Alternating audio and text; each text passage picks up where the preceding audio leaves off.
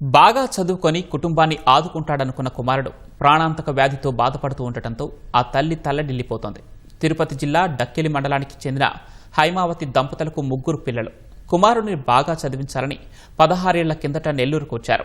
హైమావతి భర్త ఇటీవల అనారోగ్యంతో మృతి చెందారు. ఆమె కూలీ పనులు చేసుకుని కుటుంబాన్ని నెట్టుకొస్తున్నారు. కుమారుడు వెంకటాద్రి ఇంటర్ చదువుతున్నారు. ఏడాది క్రితం 16 ఏళ్ల వయసున్న వెంకటాద్రికి కామెర్లు సోకాయి. పేదరికంతో వైద్య పరీక్షలతో పాటు సరైన చికిత్స చేయించలేక వ్యాధి విషయం తెలియరాలేదు. కడుపు ఉబ్బడంతో ఇటీవల నెల్లూరులోని ఓ ప్రైవేట్ ఆసుపత్రిలో వైద్య పరీక్షలు చేయించి చెన్నైకి తీసుకువెళ్లారు. అక్కడ లివర్ మార్పిడి చేయాలని వైద్యులు సలహా ఇచ్చారు. కనీసం 60 లక్షల ఖర్చు అవుతుందని చెప్పడంతో ఆ కుటుంబం కుంగిపోయింది. లివర్ ఇవ్వడానికి అతని సోదరి ముందుకొచ్చినా అంత డబ్బు తల్లి వద్ద లేక తల్లడిల్లిపోతోంది. ప్రభుత్వం ఆదుకుంటుందని కలెక్టరేట్లో వినతిపత్రం ఇచ్చారు. లివర్ మార్పిడి చేసి తమ కుమారుడిని కాపాడాలని తల్లి హైమావతి వేడుకుంటున్నారు. మా తమ్ముడికి లివర్ ప్రాబ్లం ఉందని హాస్పిటల్లో 60 లక్షలు ఖర్చు అవుతుంది అని చెప్పారు.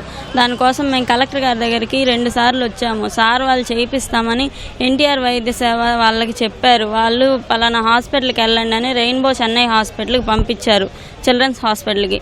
మేము అక్కడికి వెళ్ళిన తర్వాత లివర్ డొనేట్ చేసేది నేనని నాకు మా తమ్ముడికి టెస్టులన్నీ చేశారు.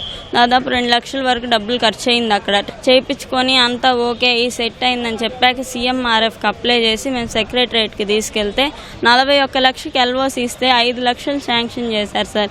ఇప్పుడు అది తీసుకెళ్ళి ఎక్కడ ఇచ్చినా ఆపరేషన్ చేయరు. ఆ హాస్పిటల్లో ఆపరేషన్ అంత తక్కువ అమౌంట్కి మేము చెయ్యము, అది అవ్వదు అని చెప్పారు. ఆ అబ్బాయికి మధ్యలో కాళ్ళు చేతులు వాసిపోవడము, కడుపులో నీరు రావడం ఇలాంటివన్నీ జరుగుతూ ఉన్నాయి.